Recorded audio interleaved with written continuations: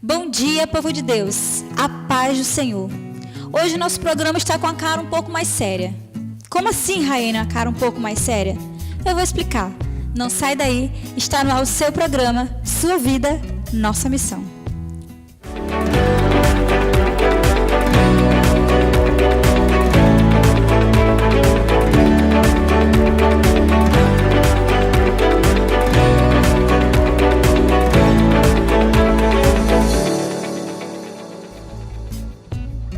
Você vai entender por que eu estou um pouco mais séria hoje, você vai entender por que o clima está um pouco mais... O que vai acontecer? Hoje você vai sim acompanhar entrevistas relevantes, música boa, mas agora vamos ao que interessa. Hoje iniciamos o mês de novembro no nosso programa. Um mês muito importante, os adolescentes, os jovens que digam, mês de Enem. Mês de escolher a sua profissão. E nós vamos soltar agora uma matéria que Aleph foi pesquisar no bairro do Alecrim o que as pessoas andam fazendo, se elas gostam da sua profissão e o principal, será se você está ajudando as outras pessoas com a sua profissão? Acompanhe. Alecrim, um dos bairros mais populares da cidade de Natal, onde circulam milhares de pessoas todos os dias por aqui. Vem cá, você ama o que você faz? E com a sua profissão, você ajuda as pessoas através da sua atividade?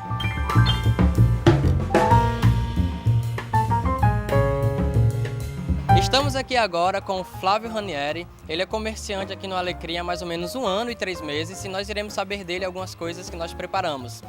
Flávio, o senhor ama o que o senhor faz? Sim, com certeza. Amo muito. E dentro dessas suas atividades cotidianas, o senhor ajuda pessoas diariamente? Sim, também, constantemente. O senhor poderia nos dar um exemplo de como...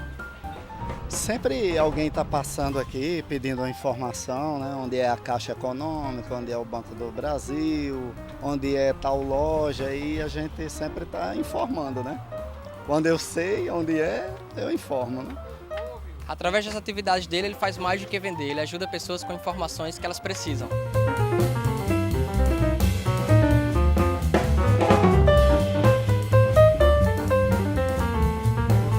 Estamos agora com o senhor Expedito Ribeiro, ele já trabalha há 15 anos aqui no Alecrim e nós iremos falar com ele sobre a sua profissão. Seu Expedito, o senhor ama o que o senhor faz? Amo, claro, eu vivo disso, gosto disso e adoro trabalhar com isso aqui, eu sempre fiz. E dentro da sua profissão, o senhor aqui no dia a dia, no contato com as pessoas, o senhor tem a oportunidade de ajudar pessoas? E se sim, o senhor faz isso de que forma? Faço, ajudo da melhor maneira possível, sem nenhum problema, informações, seja o que for preciso fazer para as pessoas ficarem alegres, ficarem contentes, satisfeitas, faço sem o menor problema, não tem nenhum problema de jeito nenhum. A gente está aqui para isso, pra ser gentil, ser correto e ser ótimo com todo mundo, é assim. Mais um ótimo exemplo que nós escolhemos aqui com o seu Expedito.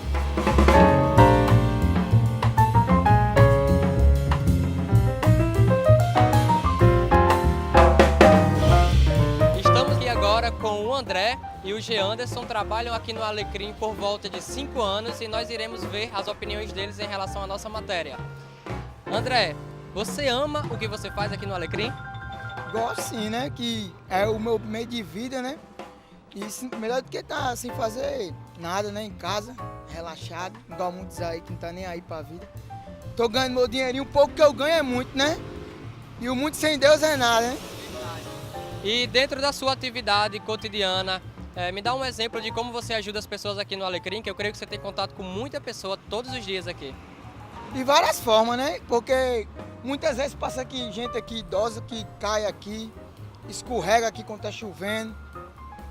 E é certo também, o rapaz que passa na cadeira de roda aqui, eu sempre ajudo ele a atravessar aqui. Quase todo dia ele passa. Enfim, é isso, né? Muito bom. Agora nós vamos falar com o Jean. Você ama o que você faz? Está todos os dias aqui no Alecrim, todos os dias de manhã, à tarde? Com certeza. Vai fazer, como eu disse a você, vai fazer uma base dos 3 a 4 anos. E sempre trabalhei aqui, já que não tem trabalho, quem faz o trabalho da gente é a gente mesmo, né?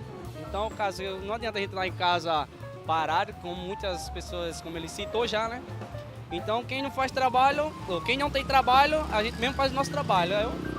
A única coisa que a gente tem E dentro das suas atividades todos os dias, me dá um exemplo também de como você ajuda as pessoas aqui no Alecrim. É como ele mesmo citou, como a gente trabalha aqui há muito tempo, a gente sempre ajuda as pessoas a atravessar a faixa, orientando as pessoas também, quando o sinal está aberto, a gente sempre diz, ó, tá fechado, tá aberto, aí tem pessoas que ultrapassam, só que a gente, na hora a gente barra. E assim com outras coisas também, o pouco que a gente ganha também é muito, mas com Deus é outra coisa, né? A gente tem que pedir primeiro a Deus para ajudar a gente.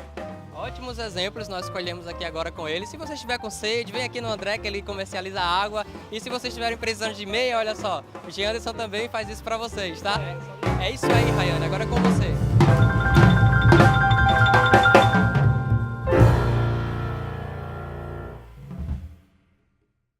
Obrigada, Aleph. Agora a gente vai se soltar mais, gente. Tá bom? Chega de tanta seriedade. Estamos aqui com a nossa banda querida, porque, como sempre, eu amo falar isso. Sem música, não tem graça. Então, é com vocês, galera.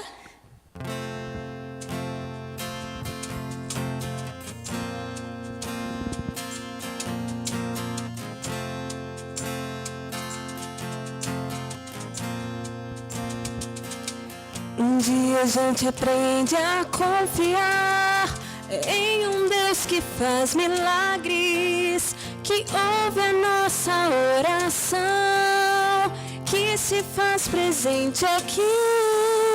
Um dia a gente aprende a dar um passo só de cada vez, mas sem dúvida,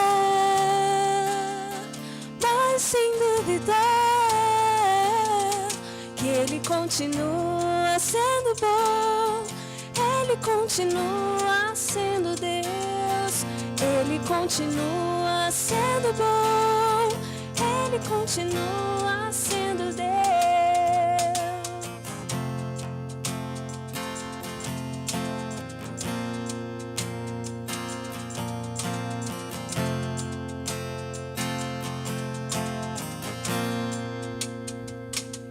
E então chega o dia de viver tudo que se aprendeu e a enxergar até o que não se pode ver. Chega o dia de entender, até ouvir o não de Deus, mas sem dúvida,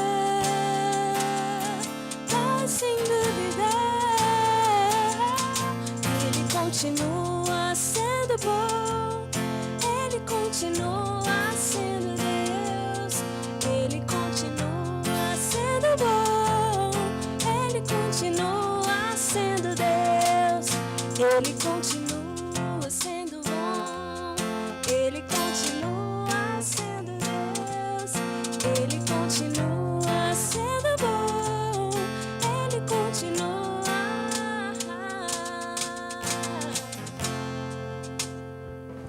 Bom, pessoal, e agora para esse bate-papo bem legal e interessante, nós trouxemos aqui a Fernanda Maciel. Tudo bem, Fernanda? Tudo, Rayane. E ela vai falar um pouquinho do que ela faz como profissional. Agora eu tenho logo a primeira pergunta, logo de cara. Fernanda, você ama a sua profissão? Bom dia, né, primeiramente. Eu amo minha profissão, eu gosto de direito, eu gosto de ser advogada. Eu sinto ainda aquele friozinho na barriga do começo, né, de tudo.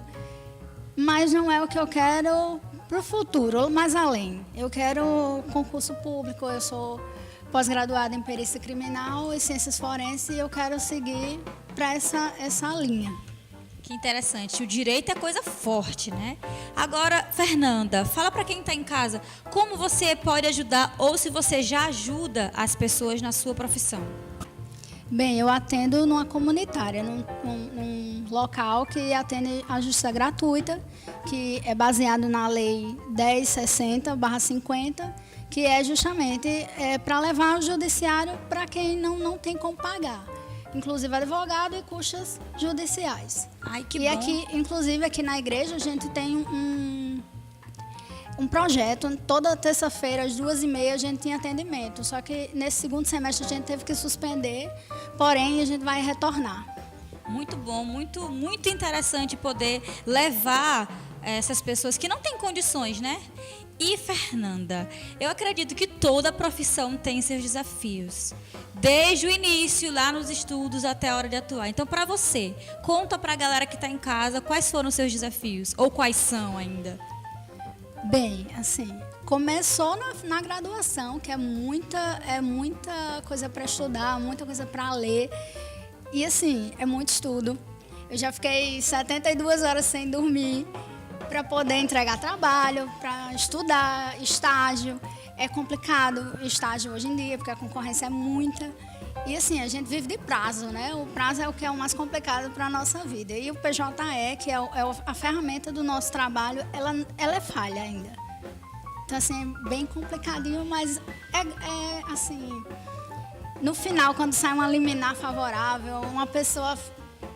Alguma coisa boa para uma pessoa, para um cliente seu, é bem gratificante. A satisfação vem e o desafio vale a pena, né? E para finalizar, Fernanda, você acha que o seu trabalho, a sua profissão está inserida na vida espiritual ou tem como separar?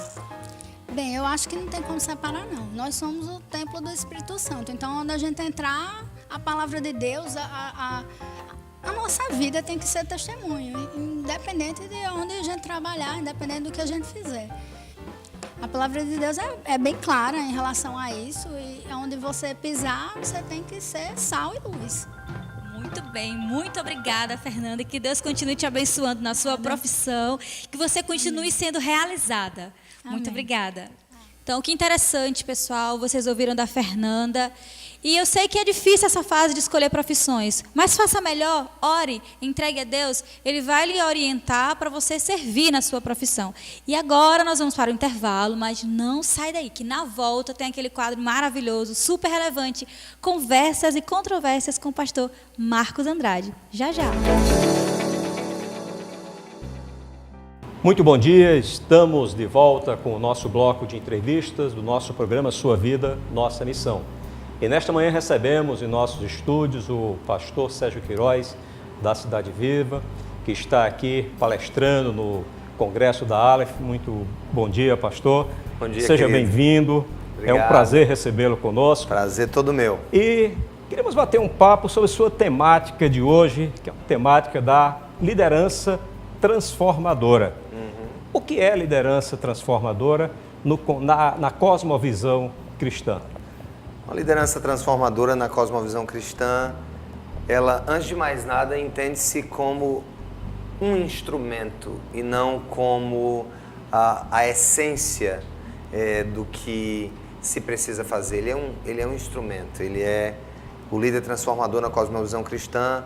Ele entende que está a serviço de um bem maior, que transcende os seus próprios interesses, e ele cuida de se desincumbir da sua tarefa, dada por Deus, de transformar os entornos em busca do bem comum, em busca da felicidade coletiva e para a glória de Deus. E, como eu tenho dito, a primeira marca de um líder que transforma, de um líder transformacional, é que ele já há muito tempo venceu a falsa ideia da imprescindibilidade, ou seja, alguém que se vê como um instrumento temporário, e como instrumento temporário de transformação, ele tem que produzir o mais rápido possível outros líderes, porque ele se percebe como passageiro, como limitado, e o legado do líder transformacional são outros líderes, e não apenas a memória daquilo que ele fez.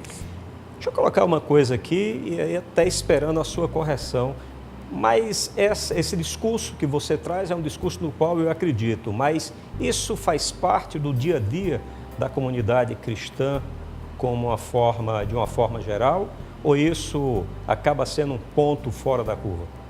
Eu acho que o líder transformador é um ponto fora da curva, especialmente porque nós vivemos uma dinâmica eclesiástica que ela herdou, né, da clericalização da igreja lá no século IV, passando pela profissionalização da profissão do líder cristão, do pastor, isso especialmente depois do iluminismo. Então, produzir líderes, às vezes, para muitos pastores, e investir em outros líderes, é muito mais visto como um risco à sua manutenção, como um risco à sua permanência naquela posição, porque entende-se, muitos entendem que estão ali, que são remunerados por aquela igreja, porque são os líderes daquela igreja, às vezes têm medo de que novos líderes surjam, porque acham que o surgimento de novos líderes acaba por colocar em risco a sua própria permanência, a sua própria posição. Então, na realidade, é uma crise muito grande, porque mexe com questões pessoais, mexe com questões emocionais, mexe muitas vezes com questão do próprio sustento, que aquele líder, enquanto pastor, enquanto ministro, depende muitas vezes do sustento que vem da igreja. Então, a formação de novos líderes e a delegação de autoridade, a delegação de poder, a divisão de tarefas, que deveria ser visto como uma grande bênção, porque eu acho que o líder, na minha percepção, o líder se torna cada vez mais essencial a uma comunidade, à medida que ele é visto pela comunidade como um promotor de ações dos outros, como alguém que fomenta, alguém que está ali como o que arma o palco para que os outros brilhem. Quem é que não quer um líder servidor? É o grande arquiteto. O grande arquiteto, então, ele precisa se ver mais então como o arquiteto, o articulador, do que como aquele que está operacionalizando a liderança, a obra do ministério na igreja.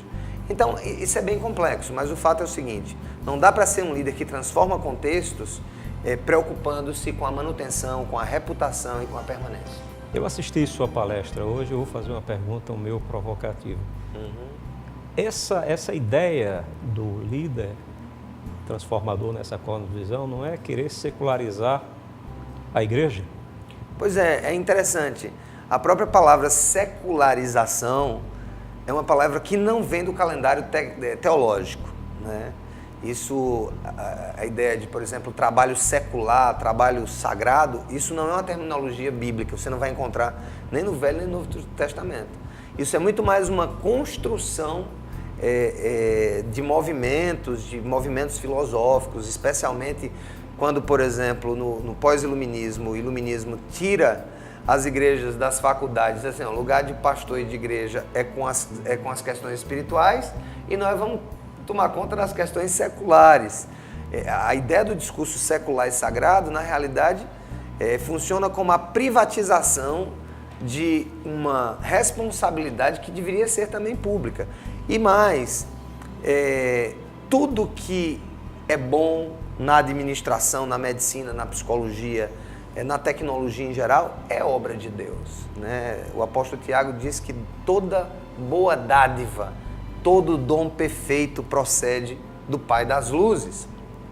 Então, ao passo que a igreja entende que pode se servir daquilo que Deus está fazendo fora dos arraiais da própria igreja, através da tecnologia, através da ciência da administração, através da medicina, através da política, através da economia, através,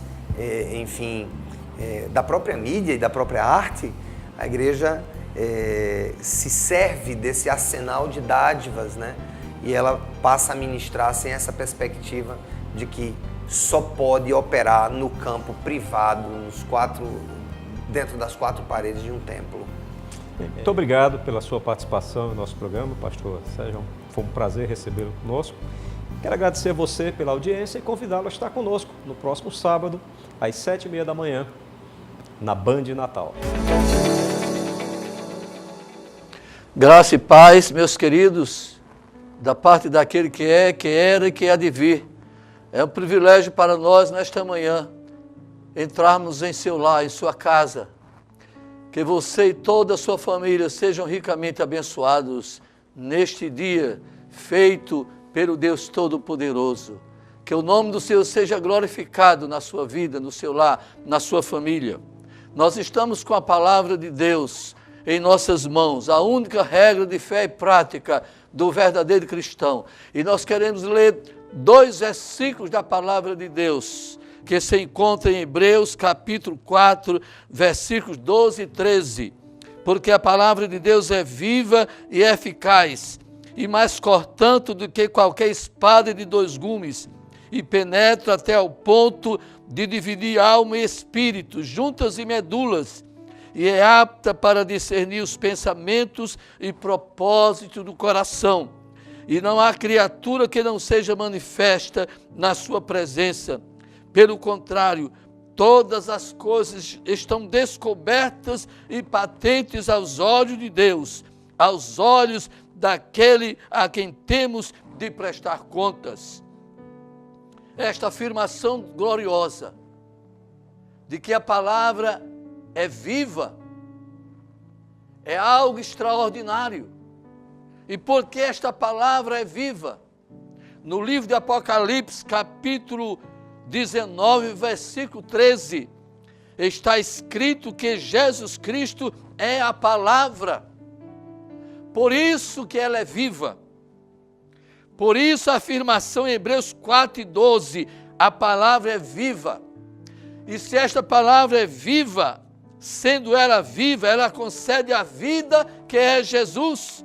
Quando ele afirma, eu sou o caminho, a verdade e a vida, e ninguém vai ao Pai, ninguém chegará ao céu, se não for por meio dele, de Jesus. Sendo eficaz, transforma o ouvinte fiel. Milhares de pessoas são transformadas todos os dias pelos ensinamentos da palavra de Deus. O texto que nós lemos fala que tem 2 gumes, é como uma espada afiada de 2 gumes, corta primeiramente quem a usa e depois aqueles que recebem seu ministério. Sendo cortante, traz à luz os motivos obscuros do subconsciente. Ela é apta para discernir os pensamentos e intenções do coração. Ela julga os valores. Tudo está descoberto e aberto diante dos olhos de Deus. A poderosa palavra de Deus nos adverte acerca dos perigos que enfrentamos. Ela revela o julgamento de Deus sobre a nossa natureza. A palavra é a provisão divina para nossas necessidades. A Bíblia afirma que o nosso Deus, o Deus da Bíblia, o Deus Todo-Poderoso, que criou o céu com tudo o que nele há, criou a terra com tudo o que nela há, criou os mares com tudo o que neles há, e nos criou segundo a sua imagem e semelhança.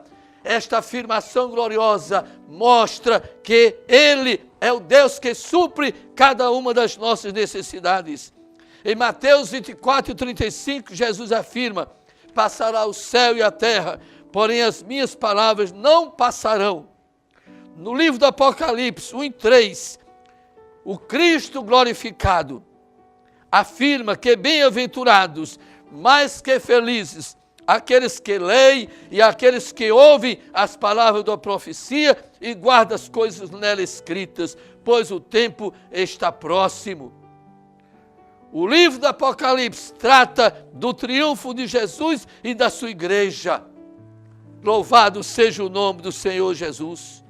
No Evangelho de nosso Senhor e Salvador Jesus Cristo, no capítulo 1, João capítulo 1, versículos 1, 2 e 3, tem essa afirmação gloriosa. No princípio era o Verbo.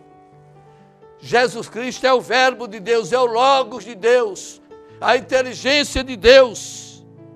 No princípio era Jesus Cristo, e Jesus Cristo estava com Deus, e Jesus Cristo era Deus. Ele estava no princípio com Deus. Todas as coisas foram feitas por meio dele. Todas as coisas foram feitas por meio dele. A vida estava nele, e a vida era a luz dos homens. Jesus Cristo é a palavra. Por isso a necessidade de lermos esta palavra, de obedecermos esta palavra, de conhecermos a palavra. Muitas vezes nós tomamos certas atitudes, praticamos certas coisas, pensando que estamos fazendo o que é certo, o que é correto diante de Deus, quando nós estamos desobedecendo totalmente a Deus e a sua palavra. Por isso a afirmação, o conselho do Senhor Jesus na sua palavra: errais não conhecendo as Escrituras, nem o poder de Deus. Este é o maior erro do ser humano, não conhecer a palavra de Deus, não dar ouvidos à palavra de Deus, porque pratica muitas coisas erradas, achando que está fazendo coisas que agradam a Deus. Conheça a palavra de Deus. Jesus Cristo é a palavra, por isso que a palavra é viva, é eficaz, é poderosa, porque Jesus Cristo é a palavra. Nesta manhã, nós desejamos que o Espírito Santo de Deus possa estar falando ao seu coração, porque o trabalho do Espírito Santo nesta terra é convencendo as pessoas, é convencer as pessoas do pecado, da justiça e do juízo. Então que Deus abençoe a você, meu querido, e a toda a sua casa, toda a sua família. Sejam abençoados em nome do Senhor Jesus Cristo. Olá, a paz do Senhor. Esta semana foi a semana da comemoração dos 500 anos da Reforma Protestante. Nós estamos muito felizes de estarmos vivendo esse momento histórico, 500 anos. Não é 500 dias, é 500 anos. Em 1517, no dia 31 de outubro, o monge Martinho Lutero, na cidade de Wittenberg, na Catedral de Wittenberg, ele prega as 95 teses, que isso era uma oportunidade que ele dava para provocar um debate sobre aquilo que ele estava vendo, que estava acontecendo na igreja. Nós somos gratos a Deus porque a igreja passou por uma reforma. Não era a intenção de Martinho Lutero separar a igreja, mas a igreja como um todo não entendeu essa proposta de voltar às Escrituras, de entender que a salvação é pela fé, não é pelas obras. E em vários lugares do Brasil, muitas pessoas comemoraram, muitas igrejas, muita solenidade. Em todos os lugares foram feitas celebrações. Aqui na nossa igreja nós também fizemos. Mas nós queremos convidar você, meu irmão, para celebrar conosco a Santa Ceia do Senhor, que também foi inaugurada por Jesus antes dele ser crucificado. E ele nos deu essa ordenança de que nós pudéssemos, como comunidade, com unidade, estarmos juntos para celebrarmos e lembrarmos de forma memorial aquilo que ele fez na cruz do Calvário. Então, você é nosso convidado para a Santa Ceia do Senhor, amanhã, às 18 horas, no templo, sede da Missão Evangélica Pentecostal do Brasil, no Alecrim. E o nosso programa está chegando ao fim deste sábado, porque o próximo tem de novo, viu? E eu quero agradecer a esses profissionais da música. Por que não? Eles ensaiam, se dedicam. Então, muito obrigada, Murilo. Obrigada, Aline. Obrigada, Aleph. Que Deus abençoe vocês. Continuem servindo, porque dele, por meio dele, para ele são todas as coisas. Até próximo sábado, com o seu programa Sua Vida, Nossa Missão. Porque dele, por meio dele,